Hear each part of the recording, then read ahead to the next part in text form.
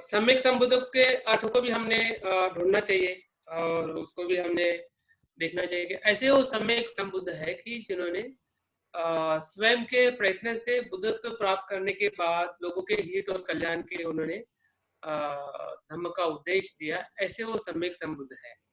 बौद्ध धर्म में 3 प्रकार के बुद्ध होने का वर्णन हमें मिलता है कि वो सम्यक संबुद्ध एक प्रकार के बुद्ध है, कि जो यूनिवर्सल बुद्ध कहते हैं, कि जो मैंने जो बताया है उस प्रकार के बुद्ध होते हैं।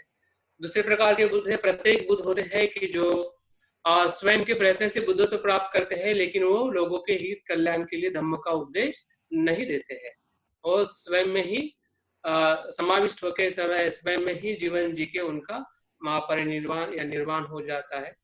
और तीसरे प्रकार के जो बुद्ध है, जिसे हम श्रावक बुद्ध कहते हैं, जिसे हम अरहंत भी कहते हैं, कि जो बुद्ध के वाणी को सुन के, बुद्ध के धम्म को सुनते हुए अपने क्लेशों को नष्ट करके जो श्रोतापन्न से लेके अरहंत होते हैं, उनको श्रावक बुद्ध कहते हैं या अरहंत कहते हैं। तो ये 3 प्रकार के बुद्ध के श्रेणी के अंदर जिस बुद्ध को हम स्मरण कर रहे हैं वो सम्यक संबुद्ध है। इन सभी से वो श्रेष्ठ है क्योंकि उन्होंने स्वयं बुद्धत्व प्राप्त करके उन्होंने धम्म को या सत्य को लोगों के लिए बताया है। ऐसे वे सम्यक संबुद्ध है। सभी सद विद्याओं से और आचरण से युक्त है। ये बहुत ही महत्वपूर्ण बात है कि उनकी विद्याएं क्या है और वो आचरण युक्त है।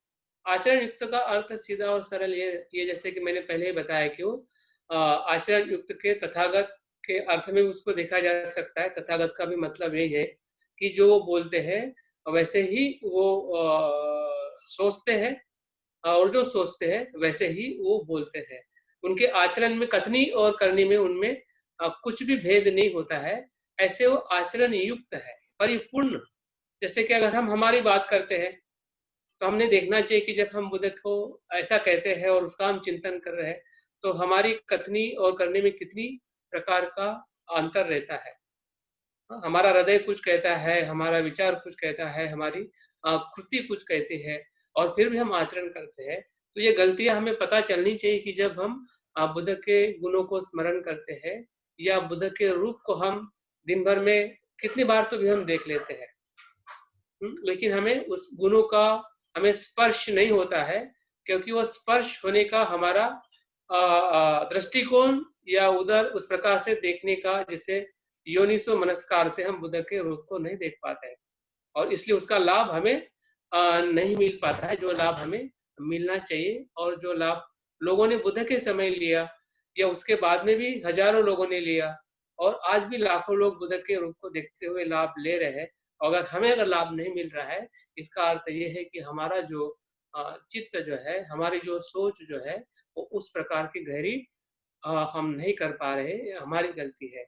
तो गलती को पहचानना ही एक प्रकार की स्मृति को आगे बढ़ाना है।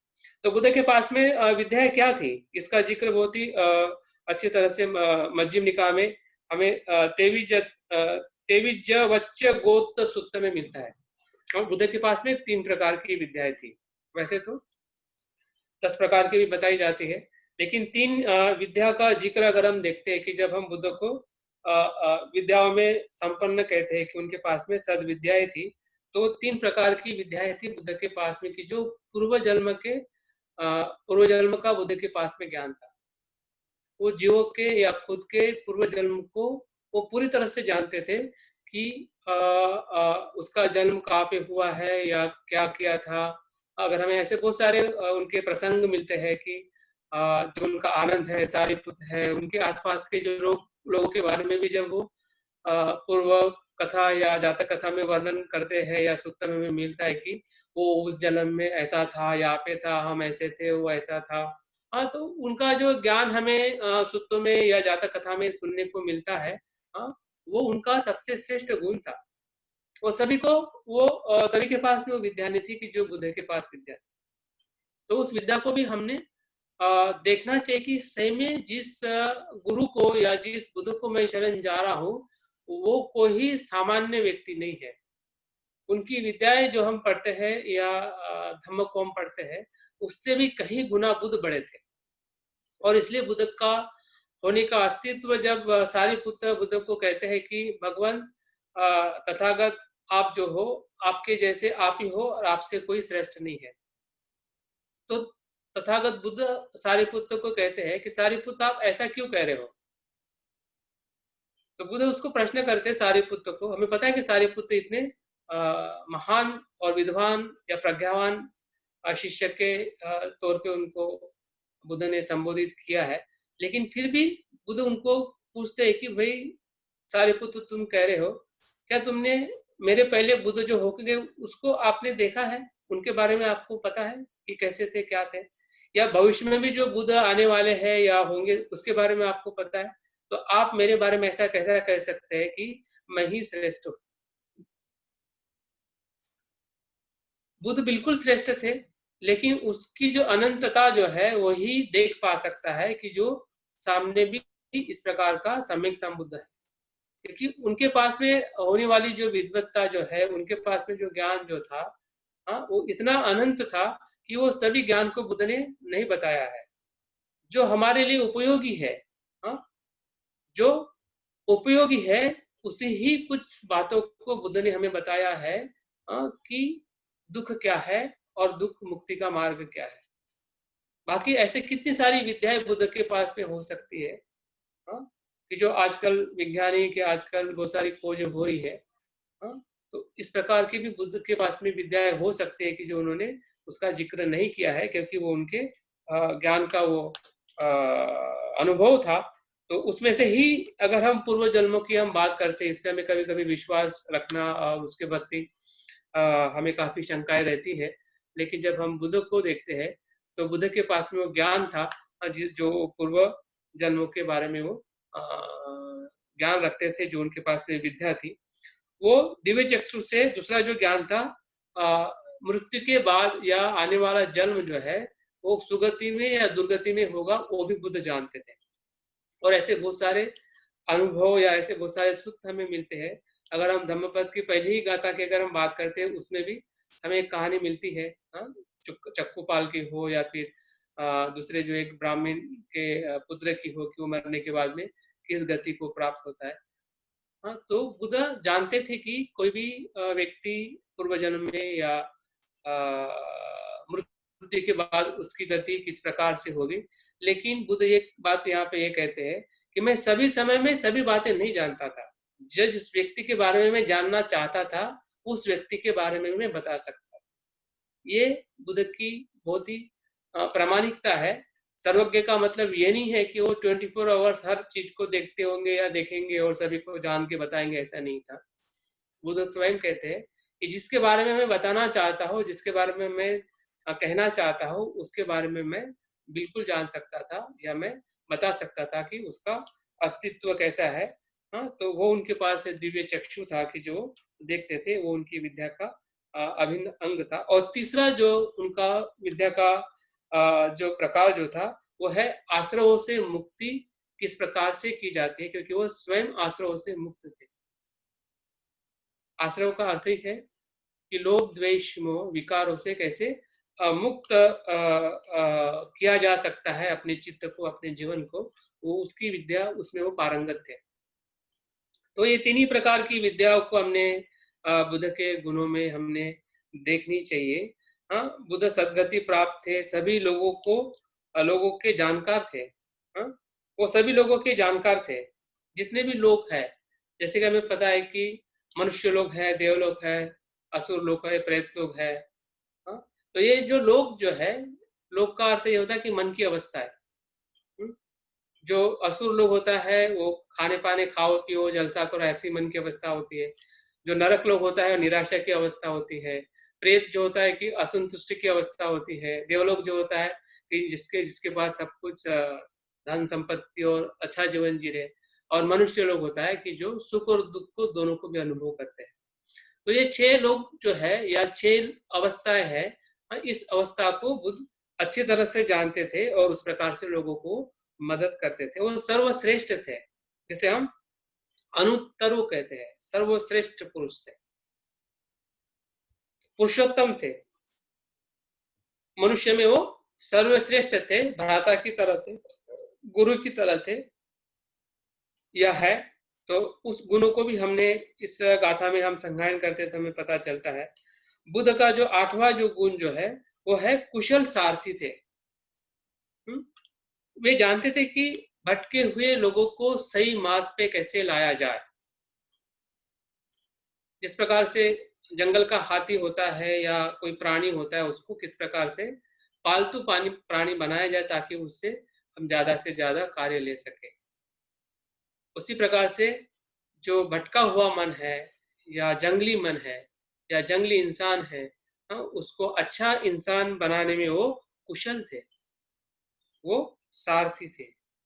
और 9वां जो जो गुण जो है, वो हमें इसमें पता चलता है कि वे देव और मनुष्य के शास्ता थे, आचार्य थे। वो मनुष्यों के नहीं बल्कि देव देव लोग भी, या देव के जो गण है या देव अवस्था के जो लोग हैं, वो भी बुद्ध के वाणी को सुन के लाभान्वित होते थे और उनको भी वो मार्गदर्शन करते थे, उनके भी वे शास्ता थे।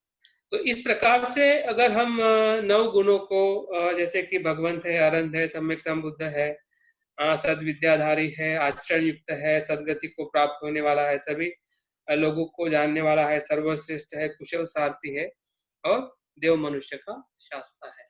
ये 9 गुणों को हम बुद्ध वंदना सूत्र में हम कितनी बार हमने संगायन कर लिया है या कर चुके हैं, और अभी भी हम ये करने वाले हैं।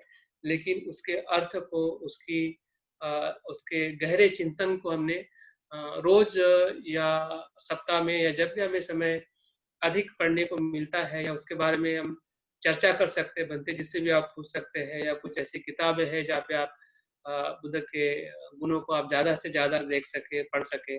और हमारे घर में जो बुद्ध की प्रतिमाएं हैं, उस प्रतिमा को हमने जीवित देखना चाहिए।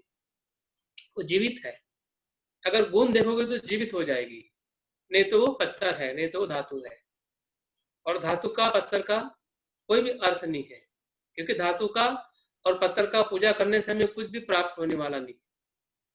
प्राप्त तब होगा कि जब हम गुणों को धारण करते हुए बुद्ध की पूजा करते हैं। हाँ? अगर धारण नहीं होगा, अनुसरण नहीं होगा, उसका अनुचिंतन नहीं होगा, तो सिर्फ धातु है और कुछ नहीं है।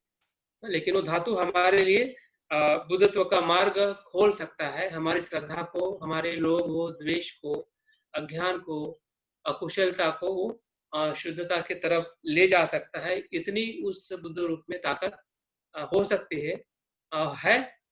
लेकिन अगर हम अपने चित्त को उस प्रकार से डायरेक्शन से, उस दिशा से देखने की कोशिश करते हैं तब। और इसलिए बुद्ध ने कहा है कि अत्त दीपो भव।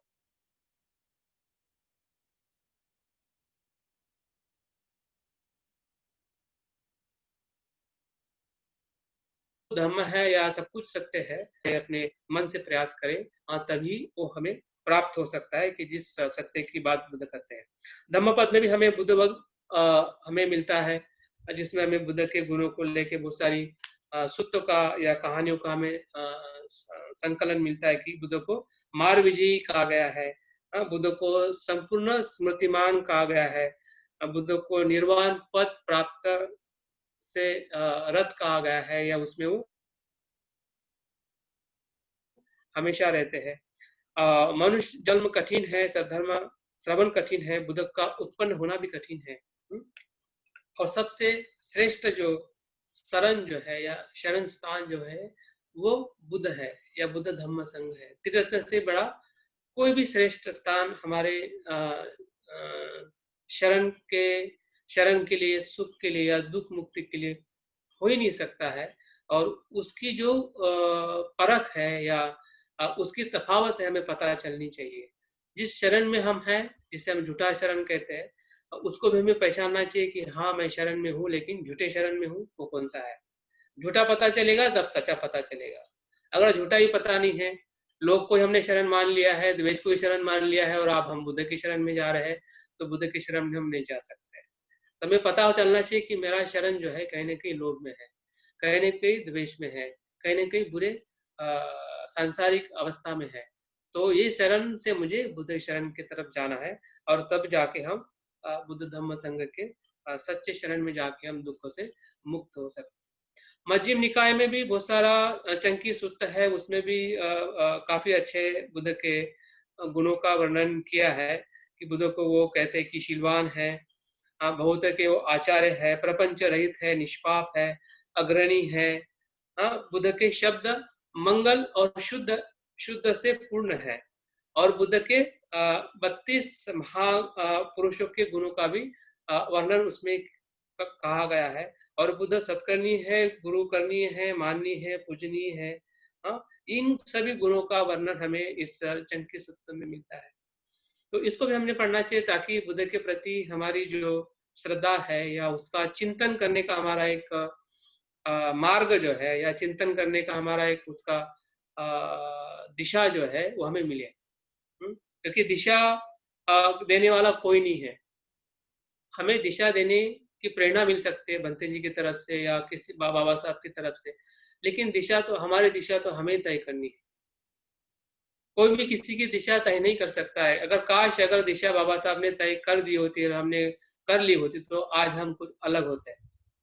अगर हम अच्छे नहीं हैं, इसका अर्थ यह है कि बाबा साहब ने जो दिशा दी है उस दिशा पे हम नहीं चल रहे हैं, क्योंकि वो व्यक्तिगत पसंदगी है। और व्यक्तिगत पसंद की है तो व्यक्तिगत पसंद की पे हमने प्रश्न लगाना चाहिए। और जब तक हम अपनी तरफ प्रश्न नहीं लगाएंगे, तब तक बाबा साहब के मार्ग को या बुद्ध के मार्ग को अनुसरण करना हमारे लिए बड़ा कठिन होगा। और वहीं से हमारी शुरुआत है कि जब हमें लगता है कि मैं क्यों करूं, मुझे क्यों करना है, और क्यों और कैसे करें। इस प्रकार से जब हम प्रश्न अपने आप से पूछते हैं तो समझ जाए कि आपकी श्रद्धा जो है एक चिंतनशील श्रद्धा की तरफ जाती है।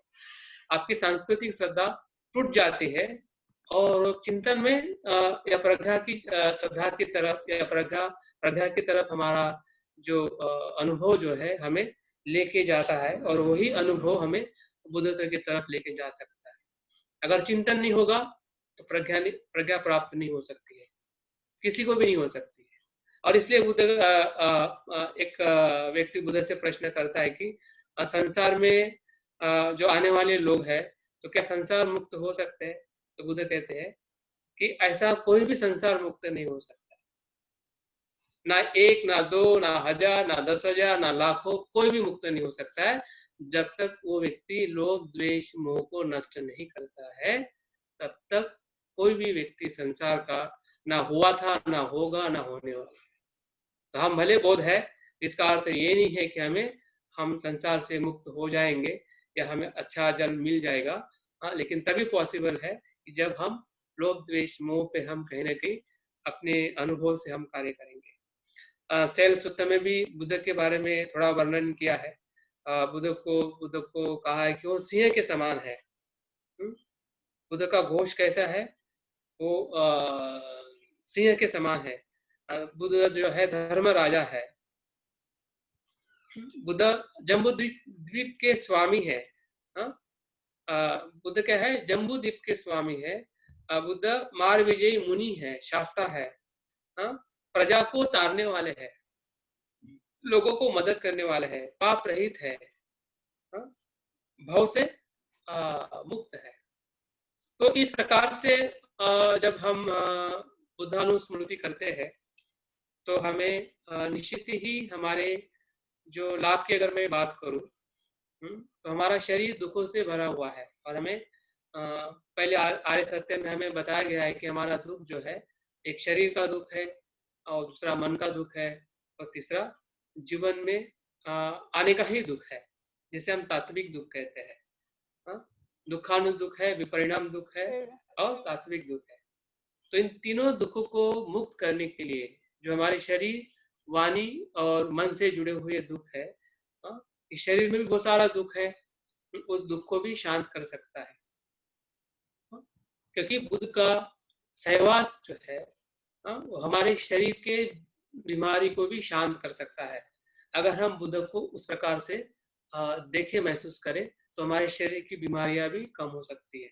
हमारा ब्लड प्रेशर कम हो सकता है, हमारा तनाव कम हो सकता है, हमें शांति मिल सकती है, हमारा खान पान बदल सकता है, हमारा रोज का जीवन बदल सकता है अगर हम बुद्ध के इस गुणों को अपने शरीर के तरफ उसका प्रभाव देखेंगे कि क्या मेरे शरीर में इस प्रकार से बदलाव हो रहा है क्या। तो आपको बदलाव दिखाई देगा कि जब हम बुद्ध के ऐसे गुणों को बार बार स्मरण करेंगे, हम बार बार उसको अपने अनुभव से अपने जीवन में लाने की कोशिश करेंगे, हाँ, उसका अनुभव करने की कोशिश करेंगे, तो मुझे लगता है कि ये इतना कठिन नहीं है जितना कठिन सिद्धार्थ को बुद्धत्व प्राप्त करने के लिए रहा होगा, या बाबा साहब को भी 21 साल लगा होगा कि सभी धर्मों का अध्ययन करते हुए हमें बुद्ध धम्म संग देते हुए। मुझे लगता है इतना कठिन आपके लिए, मेरे लिए, हम लोगों के लिए नहीं है, क्योंकि सब कुछ हमारे पास में अभी उपलब्ध है। सिर्फ 1 या 2 प्रयास करने की जरूरत है, हाँ, कि उसको हमने ध्यान से ध्यान लगा के या रोज के जीवन में जब भी हम बुद्ध को देखते हैं तो हमने सराव करने की कोशिश करनी है, एक दूसरे को हमें मदद करनी है कि किस प्रकार से सराव किया जाए। तो अंतिमतः मैं सराव कैसे किया जाए उसके बारे में आ, आ, मैं 5 मिनट सराव भी कराऊंगा। 5 मिनट है ना बनते जी? 5 मिनट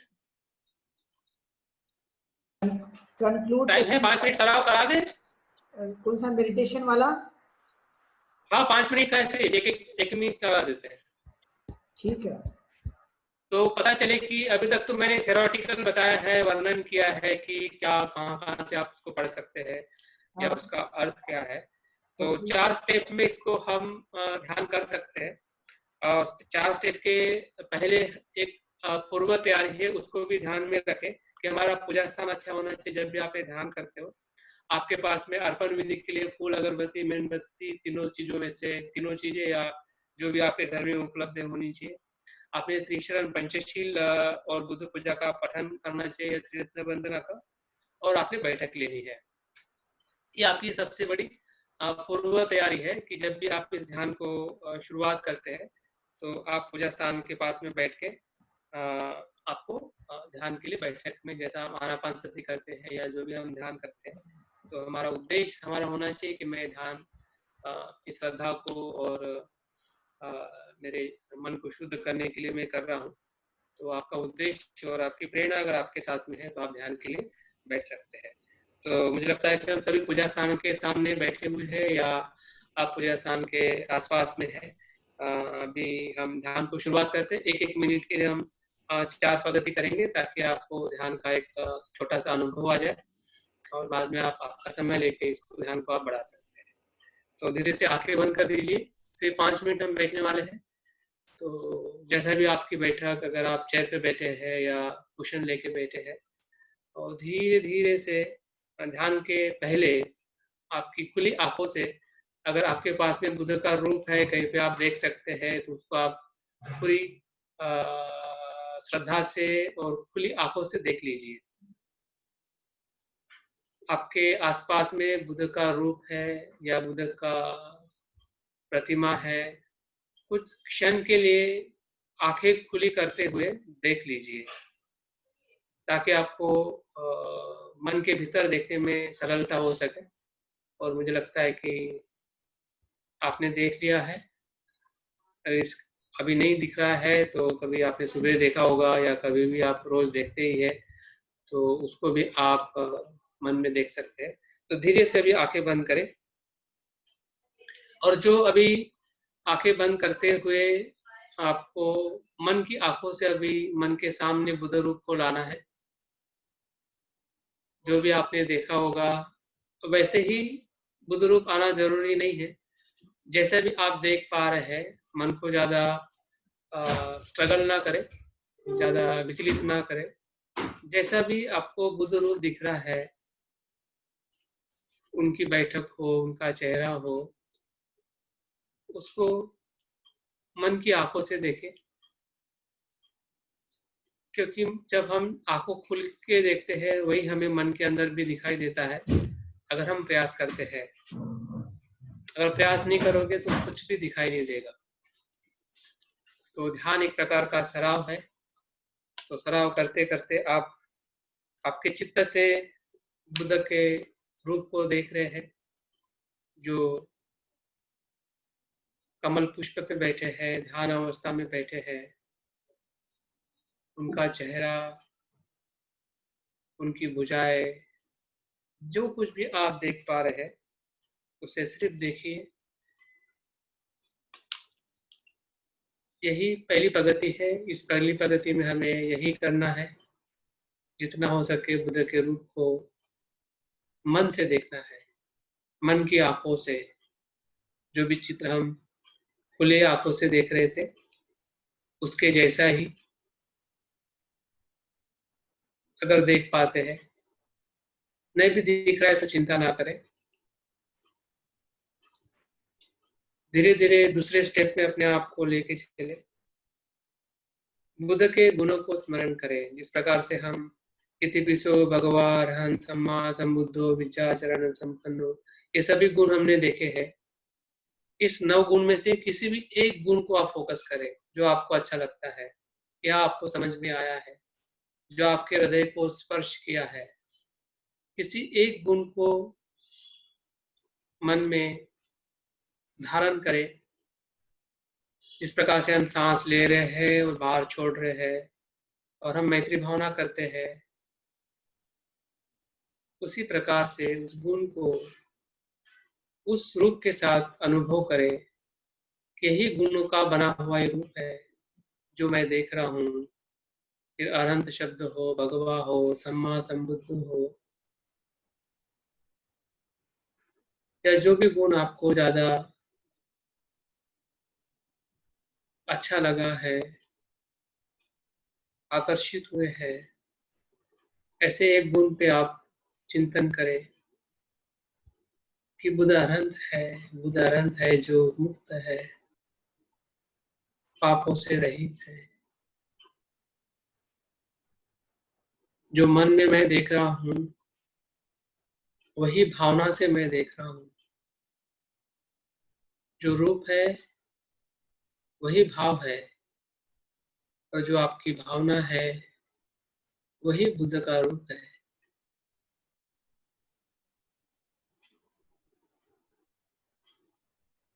अपनी भावनाओं को अनुभव करें कि पूरी भावनाओं से मैं बुद्ध को मन में संदर्शन कर रहा हूँ।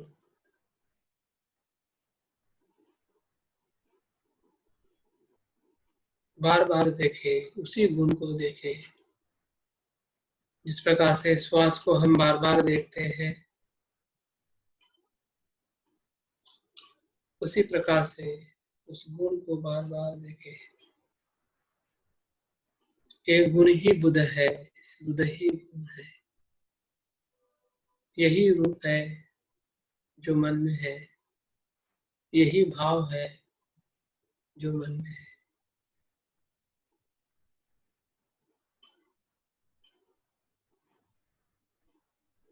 धीरे धीरे तीसरे स्टेप में आ जाइए। जो आप संदर्शन कर रहे हैं, जो अनुभव कर रहे हैं, जो बुद्ध आपके मन के सामने है, उस बुद्ध गुण से, उस बुद्ध रूप से प्रकाश आपके हृदय की तरफ आ रहा है और आपके शरीर, आपके वाणी को, आपके मन को शुद्ध कर रहा है। क्योंकि आप भी बुद्ध हो सकते हैं, वो आप ही का ही गुण है।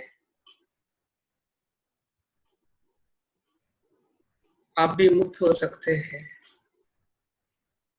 क्योंकि आप ही का ही गुण है। आपके विकार मुक्त हो सकते हैं।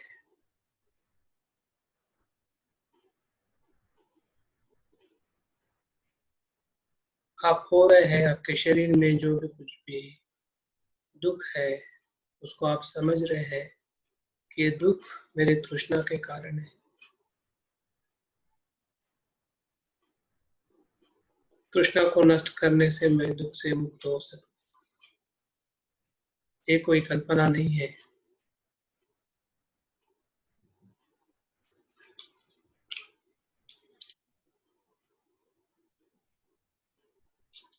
आपके शरीर, वाणी और मन में पूरी तरह से उस गुण का प्रभाव है।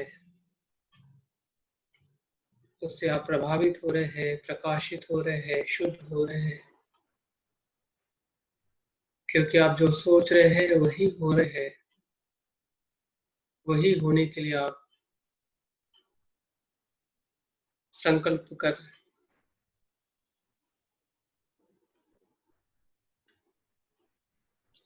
धीरे धीरे चौथी स्टेज में आके जो कुछ भी आपने चिंतन किया है उसको छोड़ देना है, उसका विघटन करना है। वो आपके मन से आकाश में विलीन हो रहा है। ऐसा कुछ भी नहीं है जिसे हमें पकड़ना है कि जो नित्य है, जो आपने निर्माण किया है वो नष्ट हो रहा है, लुप्त हो रहा है।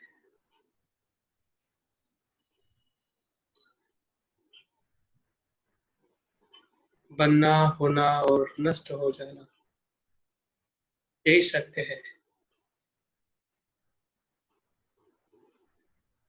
धीरे धीरे ध्यान को समाप्त करें और अपनी आंखें खोल दें। तो थैंक यू वेरी मच आप लोगों ने जो सुना है, और जो हम कुछ समय के लिए क्यों ना हो हमने ध्यान का सराव किया है, तो मुझे लगता है कि कहीं ना कहीं आप लोगों को निश्चित ही इसका प्रत्यक्ष लाभ आपको हुआ होगा, लगा होगा कि हमें इस ध्यान को हमने जरूर करना चाहिए। और मैं सभी का फिर से आप धन्यवाद करते हुए मैं अपनी बात को यहाँ पे पूर्ण करता हूँ। जय भीम नवोदय। कुछ अगर प्रश्न है या कुछ समझ में नहीं आया है तो आप जरूर पूछ सकते हैं। धन्यवाद मनीष मेश्राम सर, आपने विपश्यना के बारे में बहुत अच्छा बताया। और बुद्ध के शरण ही सब कुछ है और दुख से ही मुक्ति, यही धम्म का मार्ग है। और अपने जीवन में जागृति आना और अच्छे विचार आना, यही बुद्ध की पहचान है। ये बताकर बहुत बड़ा मार्ग बताया और अच्छा मार्ग बताया हम लोगों को। और विपश्यना की जो स्टडी बताई वो भी बहुत अच्छी रही। धन्यवाद। आज डॉक्टर मनीष मेश्राम सर इन्होंने बुद्धानुशति यानी हम बुद्ध को कैसे देख सकते हैं, क्योंकि धर्म को देखना मतलब बुद्ध को देखना है, बुद्ध को देखना मतलब धर्म को देखना जैसे है। ये काफी अच्छी तरह से इन्होंने विस्तार से समझाने की कोशिश की है और उम्मीद की जाती है कि सभी लोगों ने इनकी बातों को अच्छी तरह से सुनकर और ध्यान करके गहराई से समझने की और चिंतन करने की कोशिश की जाएगी।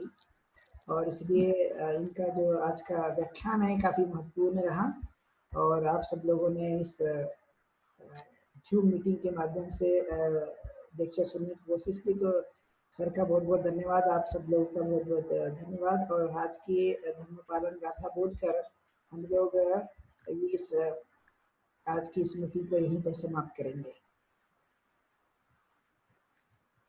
सब पाप करणं कुशला संपदं सचित परियोदपनम् एतं बुद्धान शासनं धम्मं चरे सुचरितं नतं दुचरितं चरे धम्मचारी सुखं सेति अस्मिन् लोके परमिच न तावता धम्मधरो यावता बहुधा सति यो च पम्पे सुत्वानं धम्मं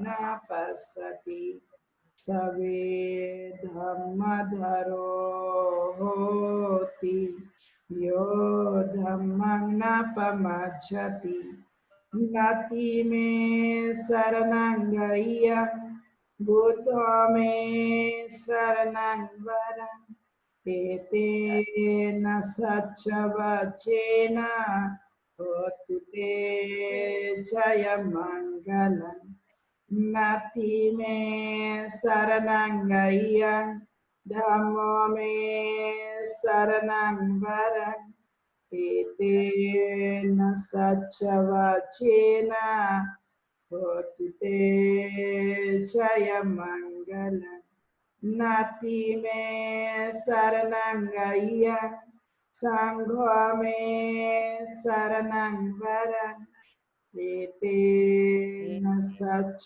वचेन होतु ते जय मंगल नमो नमो बुद्धाय नमो धम्माय नमो संघाय साधु साधु साधु।